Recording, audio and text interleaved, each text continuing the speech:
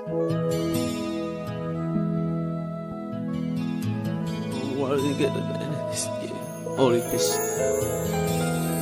mon Dieu, que tu es bon. Oh Seigneur, que tu es bon. Tu es tellement bon que lorsque un seul de tes enfants s'égare, tu déploies les cieux pour le ramener à la bergerie. Ramène-moi sur ta parole.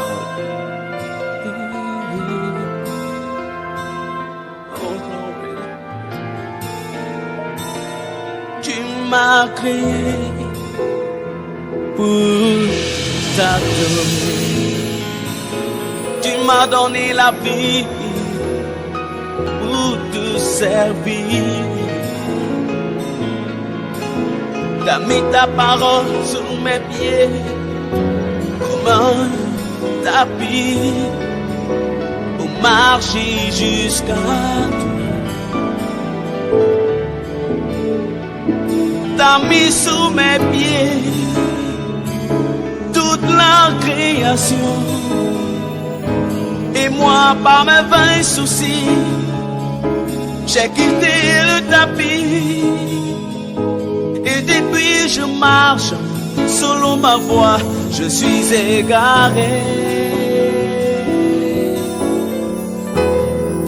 Amène-moi sur ta parole. Je veux marcher jusqu'à toi. Ramène-moi sur ta parole. Ne me laisse pas souffrir ailleurs. Ne me laisse pas mourir ailleurs. Oh yeah. Ramène-moi sur ta parole.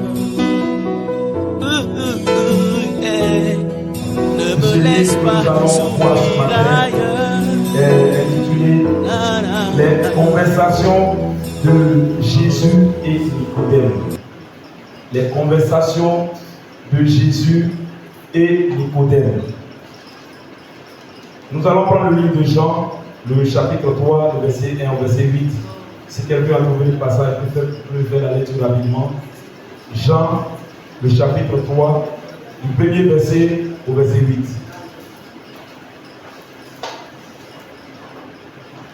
Jean 3, verset 2. Mais il y eut un homme d'entre les pharisiens nommé Nicodème, un chef des Juifs.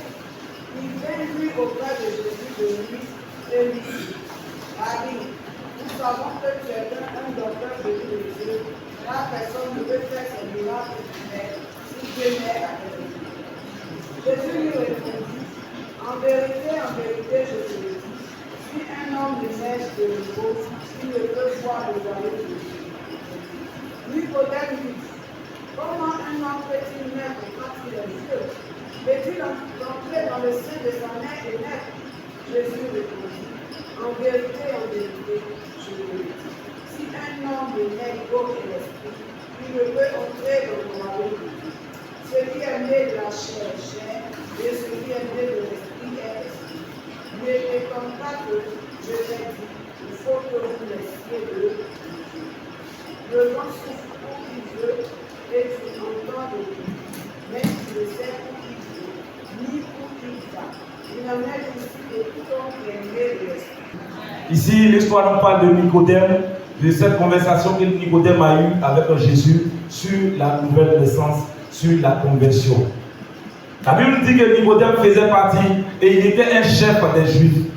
Et vous tous ici, vous savez que les Juifs étaient le peuple qui avait la connaissance de la loi, avait la connaissance de la parole de Dieu.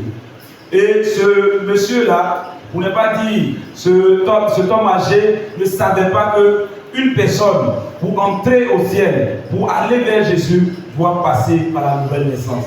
Et Jésus va lui dire que, en vérité, aujourd'hui, je te le dis, si une personne ne naît de nouveau, celui-là ne peut pas voir la face de Dieu, celui-là ne peut pas hériter du royaume des cieux.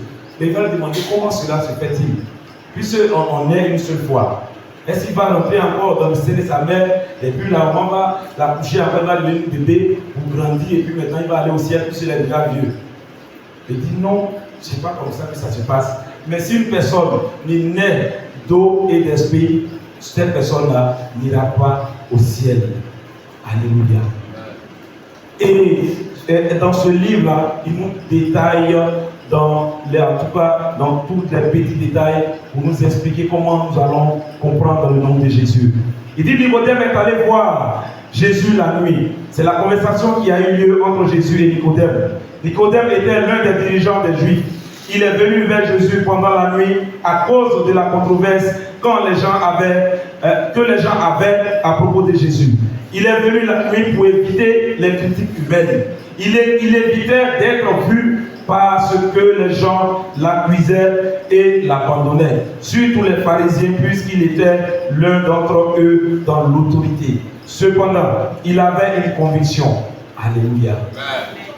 Il dit que le monsieur, il cherchait à connaître quelque chose. Il cherchait à comprendre quelque chose. Cette histoire de nouvelle naissance, à lui, il ne comprend pas. Mais ceux qui sont autour de lui, là aussi, ils ne vont pas l'expliquer. Maintenant, si lui, il veut aller voir Jésus, soit à 8 heures, les gens vont le voir et vont dire, mais toi, ce petit qui vient de naître là, c'est lui, toi, tu es un chef, et puis tu vas te lever pour aller le voir. C'est un enfant, il connaît quoi? Il est venu me trouver ici. S'il va à midi aussi, ils vont dire pareil. Donc lui, il fait quoi? Il choisit la nuit où tout le monde dort. Parce que lui, il veut connaître, il veut savoir. Alléluia. Ceux qui vont à l'école le savent. Celui qui est premier de la classe, même si il est ton petit frère, mais quand tu cherches à connaître là, tu vas vers lui et demander ici là, on résout l'équation à comment. Alléluia. Amen. Mais celui qui ne veut pas chercher à savoir, il dit non, là c'est mon petit frère, il parle, il va lui demander, donc il est orgueilleux, gonflé, et il ne va rien connaître. Et ce monsieur, il va la nuit voir Jésus pour lui demander, ah, cette histoire-là, bon, tu as parlé dans le public, mais moi j'ai entendu, mais je ne connais pas le point, il faut que tu m'expliques. Là, je vais lui dire non, en vérité, tout ce que vous êtes en train de faire là, c'est vrai. Vous connaissez la loi, vous pratiquez la loi, vous obéissez aux 10 commandements de Dieu. Mais si vous ne naissez de nouveau, vous n'allez pas voir Dieu. Et naître de nouveau, ça veut dire quoi? Naître de nouveau, c'est changer de vie. C'est changer de mentalité, changer d'attitude, changer de comportement, changer la manière de voir les choses. Gloire à Jésus. Et quand nous poursuivons, quand on va dans l'histoire de Pierre, la Bible déclare que ce dernier-là, il était avec qui? Il était avec Jésus. Est-ce qu'il n'était pas baptisé d'eau? Il était baptisé d'eau. Mais est-ce que quand Jésus était là, il avait prêché, il avait 3000 âmes? Mais il a fallu quoi? Le baptême de l'esprit. Et quand il a reçu ça, c'est comme si c'est une deuxième force qu'on vient de lui donner. C'est une deuxième puissance qu'on vient de lui donner. Et cette puissance-là était au-delà de la puissance humaine. Et il a exercé cela pour la conversion des âmes. Il a voulu nous parler ici de la nouvelle naissance. Bien aimés, nous sommes à l'église. Nous venons à l'église. Nous disons que nous sommes dans la sainteté, dans la justice, dans la vérité. Et nous faisons pour les gens qui ne nous voient pas dans le secret. Nous nous montrons aux yeux des gens que nous sommes tels, que nous sommes ce que la Bible dit, que nous faisons ce que la Bible pratique. Parce que quand on quitte à la maison, personne n'est là pour nous voir. Quand on vient à l'église, on est saint, on est juste. On dit les choses quand on va dire ici, oh, où il s'en va. Alors qu'à la maison, quand on lui dit ça, il dit 10 mots. Alléluia, c'est que tu n'es pas né de nouveau. La nouvelle naissance ne se pratique pas seulement à l'église.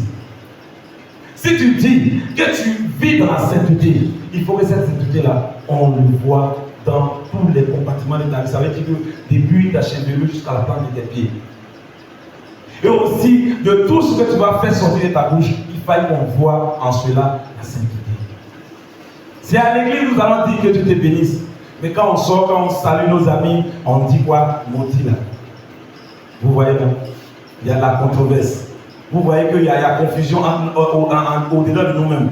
On bénit quelque part, dès qu'on tourne le dos, on maudit. C'est qu'on n'est pas né de Dieu. Il faut que nous connaissions cette nouvelle naissance. Il faut que nous apprenions à connaître cette vérité. Il dit, voyez-le au verset 2 de l'Écriture ci-dessus, c'est lui s'y vint vers Jésus pendant la nuit et dit, Rabbi, nous savons que tu es un enseignant venu de Dieu, car personne ne peut faire ces miracles que tu fais si Dieu n'est avec lui. Pourquoi combattait-il Jésus? Pourquoi n'ont-ils pas naturellement reçu la vérité? Jésus est la vérité et le sauveur des hommes. Pourquoi le combattait-il? Pourquoi les hommes en ce temps combattaient Jésus? Parce que les gens n'aiment pas la vérité. Parce que les gens ne sont pas transformés. Parce que les gens ne sont pas touchés. Ne se sont pas laissés travailler par la parole de Dieu. Aujourd'hui, c'est notre cas. Aujourd'hui, c'est notre cas. On est dans l'église, on dit on est dans l'église de Saint-Étienne. Mais quand on vient nous prêcher un message qui va, en tout cas qui nous touche là, ça c'est, on se dit que ce n'est plus le message de la sainteté. Parce que ce message est venu toucher mon péché, c'est que vraiment le pasteur là, soit il est contre moi, ou bien ça là, il s'est renseigné contre moi pour venir prêcher à l'église aujourd'hui là. Il est allé chez moi à la maison, il sait que c'est visite, il est allé rendre à mes parents là. Il a demandé et puis il est venu dire ça à l'église. Pour ça, lui, il prend position dans l'église. Tout ce qu'on va lui dire de faire maintenant, bon, en tout cas, s'il veut, il fait, s'il veut, il ne fait pas. Mon frère, ma soeur qui n'est pas né de nouveau. Sinon, pour quelqu'un qui est né de nouveau là, un enfant, quand une maman donne la tête à un enfant, l'enfant dit que non, maman, il n'y a pas soupe dedans. Ou bien il faut mettre l'air dedans. L'enfant, lui, il vient au monde. C'est ce qu'on lui donne là, il prend. Et c'est comme ça, quand on est en Jésus, quand on dit on est dans la sainteté là, la vérité qu'on nous donne, on est accepté. La vérité a un peu comme le symbole du soleil. Et c'est quand tu sors là, le soleil t'ébite et que tu tapes pas. Et c'est quand ça te tape là, ça te fait pas mal. Quand tu es dans le marché, même tu es, comment on appelle ça, pressé à rentrer dans une ombre quelque part pour t'habiter parce que le soleil fait mal. Mais est-ce que le soleil n'est pas utile à l'homme? Est-ce que le soleil ne nous permet pas de vivre? Est-ce que le soleil ne nous permet pas d'être en bonne santé? Parce que souvent, maintenant, tu es dans la maison, quand tu as trop froid, tu dis non, je vais prendre un peu de soleil. Mais ce même soleil, quand ça te brûle, tu dis que non, ça là aujourd'hui, là, le soleil est au autre niveau. Ça peut me donner pas lui. C'est comme ça la vérité est. Alléluia. La vérité, ça, souvent quand on te prêche, on dit non, ça, il ne vient plus dans telle église. Mais c'est ça, tu dois suivre pour être sauvé. Si nous sommes dans l'église de Dieu, si nous venons dans la présence du Seigneur, il faille que nous ayons un changement de mentalité. La nouvelle naissance est égale à un changement de mentalité.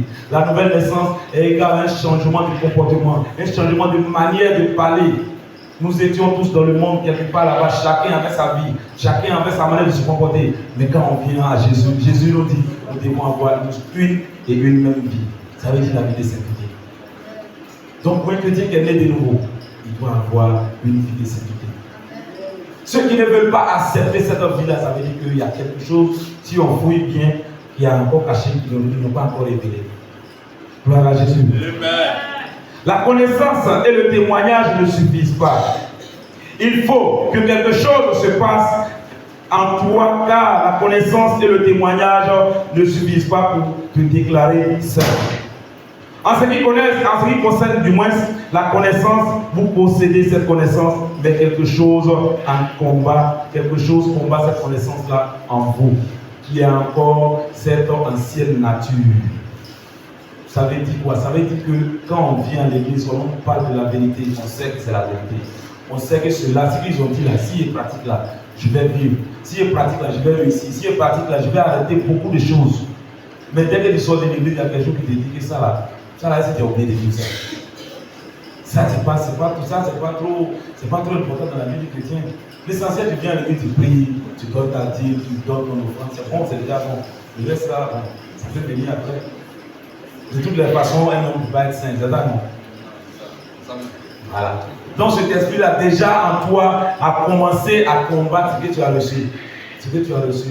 Ce que tu as reçu. Et si toi et moi, nous ne faisons pas attention pour rejeter cette pensée-là, vous allez voir que demain, bon, c'est comme on fait même ça, sera pire qu'avant.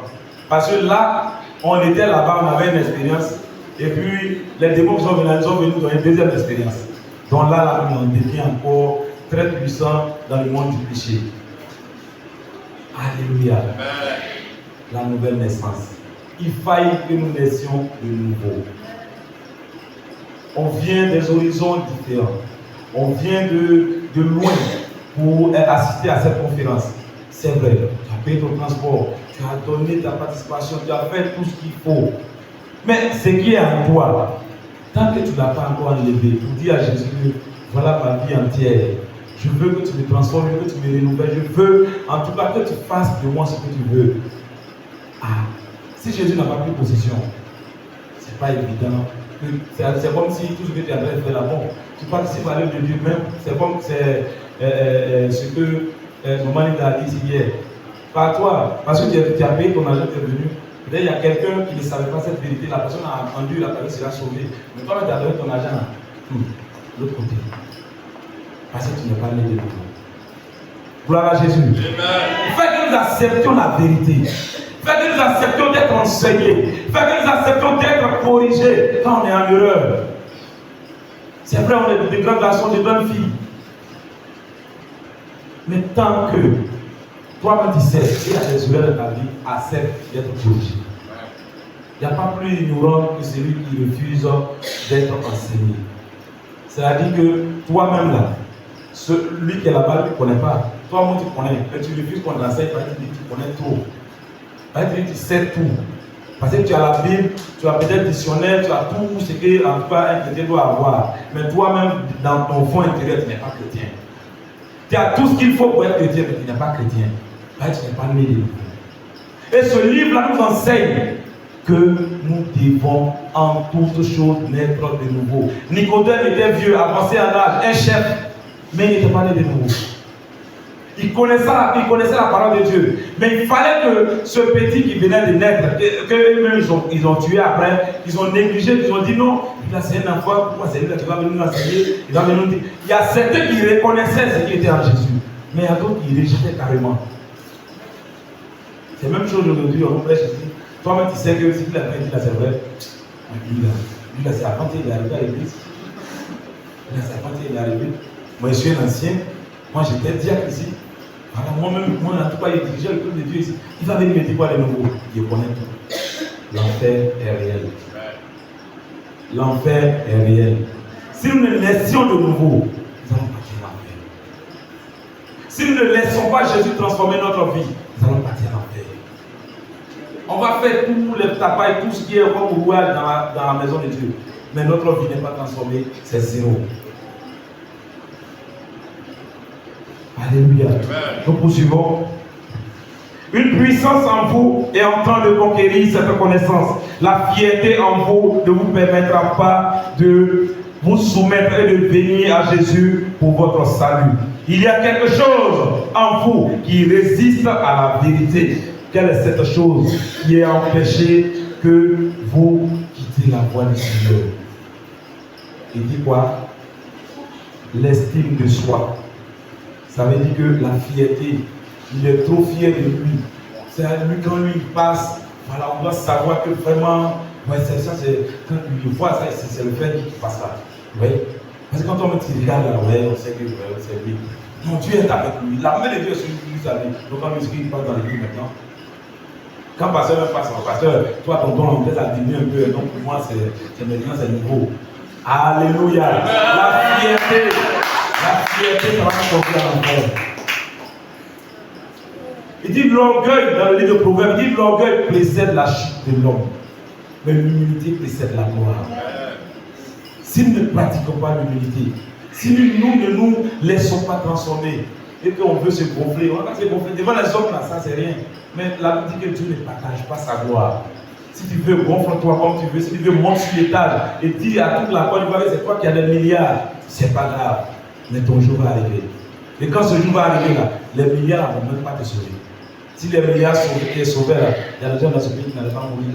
Vous-même vous savez bien. Alléluia. Donc la fierté, ce que tu as là, c'est pour servir Dieu. C'est Dieu qui t'a donné. Utilise ça pour servir Dieu. Si tu ne veux pas dépenser, donne dans la maison de Seigneur pour que cela puisse servir à l'évangélisation. Mais on va utiliser parce que toi tu as donné, on dit on a payé libre. Tu as donné 20 000 là. C'est comme si c'est toi qui as payé tous les livres de la Côte d'Ivoire pour l'évangélisation. Ah non, la Côte d'Ivoire, oui, c'est moi, hein. C'est moi qui suis l'évangéliste là-bas. Tous les livres là, c'est moi, j'ai payé, en tout cas, j'ai payé 50 000, ils ont partagé, sinon le reste des unités là, ils n'ont pas. Vous voyez? Amen, la fierté. Celui qui a ça en lui là, cette personne-là n'est pas encore née de nouveau. Donc si tu as ça en toi, si j'ai ça en moi, là, on a fait l'effort. Peut-être qu'à toi seul, tu ne peux pas faire passer cela, mais il faut voir les dévanciers. C'est pourquoi Dieu ne fait rien au hasard. Il a mis des gens au devant de nous, des gens qui sont mûrs d'esprit, des gens qui sont ancrés dans la parole de Dieu, pour nous conduire à mon frère, mais mon fils, fais ci, fais ça. Celui qui veut grandir, même quand il est vieux, quand on l'appelle fils, il répond. Parce que ce n'est pas le fils qui t'appelle qui a diminué ton âge. Ou bien, tu as 60 ans, un enfant de 20 ans vient t'appeler, ah mon fils, ça va? Il dit oui, ça va papa. Est-ce que tu as dit papa, là, ton âge, 60 ans a diminué? Ça n'a pas diminué. Bien au contraire, c'est le même qui sera gêné de répondre. Puisqu'il y a différents âges de 40 ans ou de vous. Alléluia. Mais la fierté fait qu'on n'arrive pas réellement à nous donner à Dieu, on n'arrive pas réellement à accepter cette conversion-là. Gloire à Jésus. Donc évitons cela si cela est en nous. Cette puissance qui combat la vérité du Seigneur dans notre vie. Cette puissance qui fait obstacle à la vérité du Seigneur dans notre vie. Il dit, c'est pourquoi Jésus a dit, quelque chose d'autre doit se produire dans votre vie pour vaincre cette chose en vous. Sinon, vous serez condamnés. Il dit, vous connaissez la vérité. Aujourd'hui, vous connaissez la sainteté. Vous, on prêche ça partout. On sort, on prêche. Il y a des gens même là. Il peut s'arrêter pour faire convertir 10 personnes. Mais lui-même là. Lui-même là, c'est qui est là-bas, là, il cache. Toi et moi, nous cachons nos péchés aux yeux de qui? Des hommes ou bien de Dieu. Sinon, Dieu lui voit partout. Il dit dans la nuit noire, sur une pierre noire, il voit quelque chose noir. Alléluia. Donc ça veut dire que rien ne peut se cacher à la face du Seigneur. Donc ne nous trompons pas. C'est pourquoi la Bible dit que on ne faut pas avoir se moquer de Dieu. Parce qu'on ne peut pas se moquer de Dieu en réalité. C'est nous-mêmes on se moque de nous. Puisqu'on ne peut pas tromper Dieu. Ce que tu vas semer, c'est ce que tu vas récolter. Voilà Jésus. Si nous sèmons l'orgueil dans la maison du Seigneur, bon, on va récolter avec Satan. Si nous sèmons la rébellion dans la maison du Seigneur, on va récolter avec Satan. Si nous sèmons la haine dans la maison du Seigneur, tu viens à l'église, tu ris avec tout le monde, tu fais tout, mais dans ton cœur là-bas, là, ce qui est là-bas est noir que charbon. Tu n'es pas encore converti. Tu n'es pas né de nouveau. Alléluia. Sinon, quelqu'un qui est né de nouveau, c'est quelqu'un qui pardonne. C'est quelqu'un qui est sans façon. C'est quelqu'un quand tu regardes, tu dis, mais lui là, il est comment même? On vient, on met sur son pied, il dit merci. On vient, on le gifle, il dit merci. On vient, on l'insulte, il dit merci. Lui, il est content. C'est quelqu'un qui est transformé. Mais toi, quand même il n'est pas encore passé à côté de toi, avant qu'il est passé là, il dit qui arrive. Il veut m'affronter, et puis il prend position déjà. Parce que là, ce qui va se passer, va se passer. Aujourd'hui, là, on laisse l'église à l'écouter. Hein. On laisse l'église à l'écouter. C'est vrai qu'on va aller, mais aujourd'hui, là, sûrement, on va finir ça là d'abord. Tu n'es pas converti, tu n'es pas né de nouveau, mon frère, ma soeur. À la maison, personne ne te voit. Mais c'est quand maman parle là, toi-même, c'est comme tu as grandi maintenant, tu es devenu grand garçon, tu as commencé à chercher femme, tu as commencé à chercher garçon. Quand maman dit 1, toi tu dis 5. Quand maman dit 6, toi tu dis 7. Mais quand tu arrives à l'église, quand le pasteur parle, oui, papa est converti, oui, maman est converti, blagues qui? Alléluia. Amen. Tu blagues qui? Ou bien tu n'as pas encore lu le passage qui dit que honore ton père et ta mère afin que ta vie se prolonge sur la terre. Et même si tu as lu, tu fais comme si tu ne le connais pas. Gloire à Jésus. Notre vie là, on est encore très jeunes. Ici, Dieu m'a dit, il n'y a pas de vieilles personnes, ce sont des jeunes. Donc, comportons-nous comme des enfants de Dieu, comme des élus de Dieu, comme des créatures de Dieu. Il faut qu'il y ait une différence entre nous et le monde. Sinon, la confusion est trop maintenant. La confusion est trop. On ne sait pas qui est chrétien, on ne sait pas qui est maquisard, on ne sait pas qui va à l'église, on ne sait pas qui fait idolâtrie. Parce que nous-mêmes, on est tous confondus. Alléluia. La nouvelle naissance. Il faut que toi et moi nous naissions de nouveau. La nouvelle naissance est égale à enlever tout ce qui est en nous qui est contraire à la voie du Seigneur. Ça veut dire que le péché, tout ce qui est contraire à la voie de Dieu, Dieu merci qu'on nous a enseigné déjà, tout le monde connaît ça.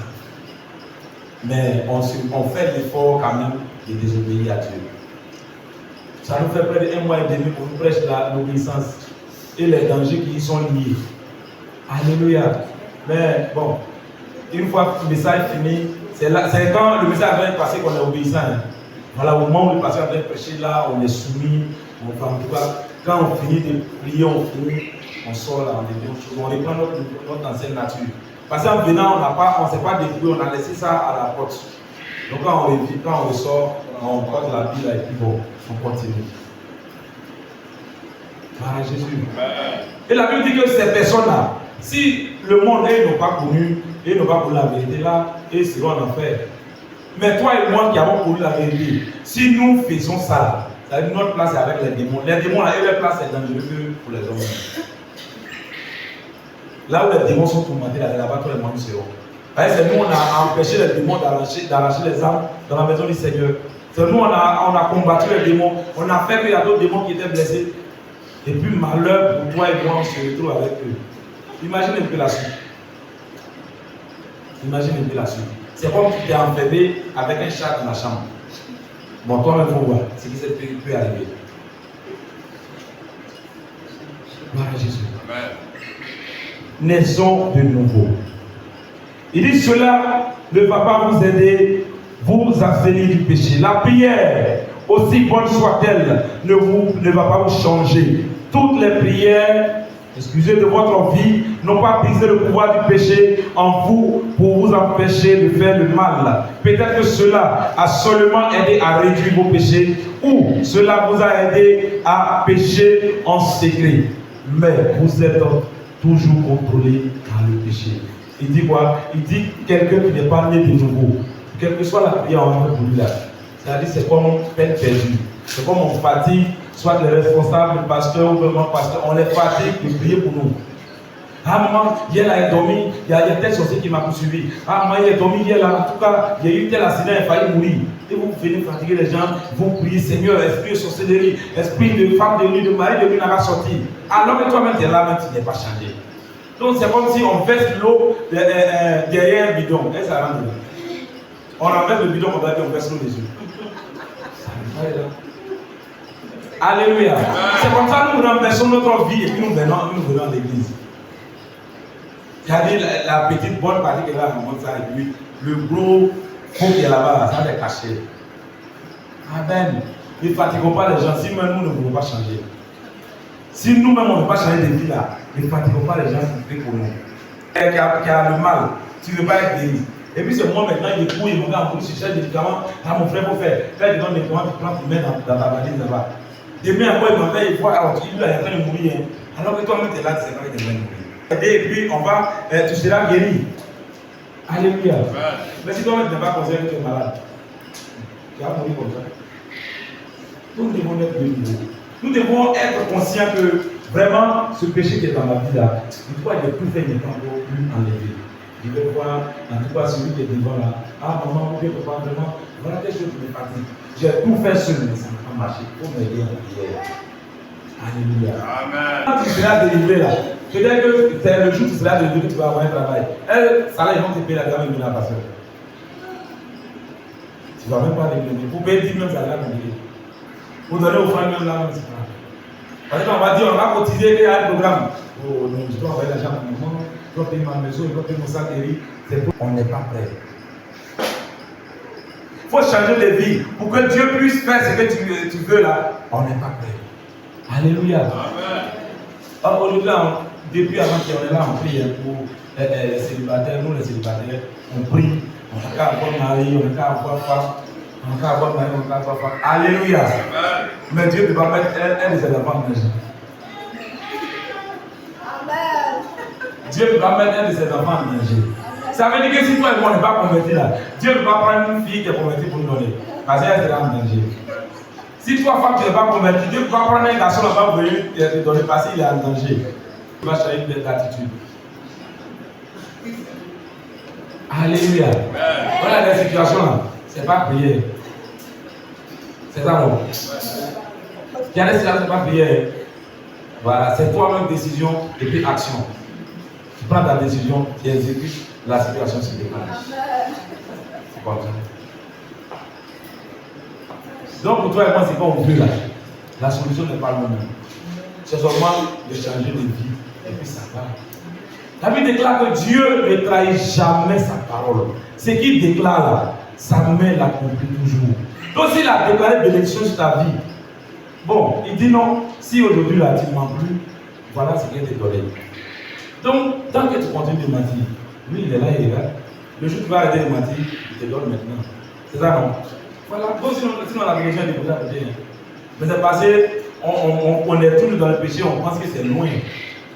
Sinon la vie chrétienne, c'est pas trop compliqué. C'est même pas compliqué. Bah, vous pouvez être trop compliqué, d'autres vont dire à compliqué. C'est pas compliqué.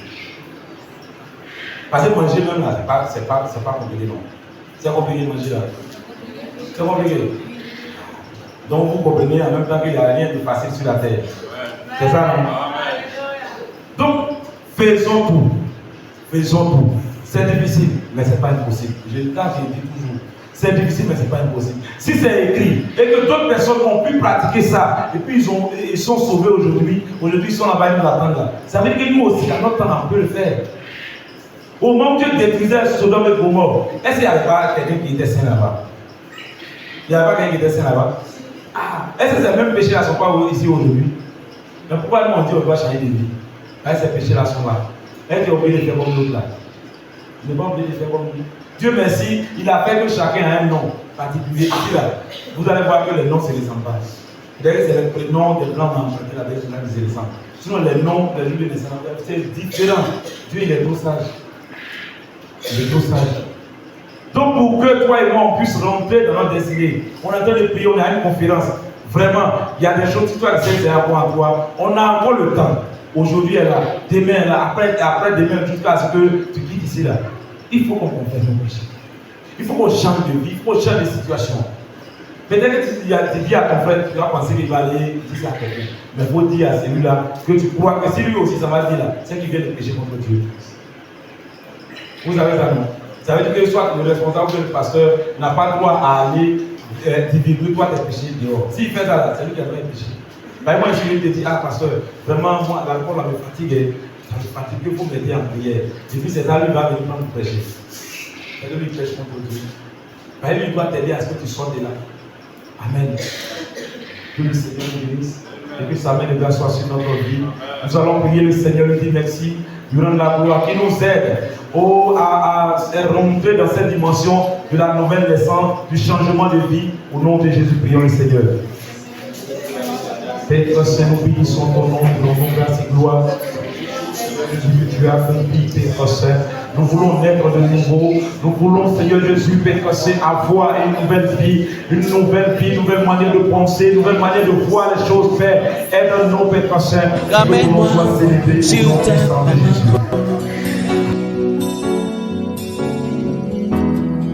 Je veux marcher jusqu'à toi. Yeah.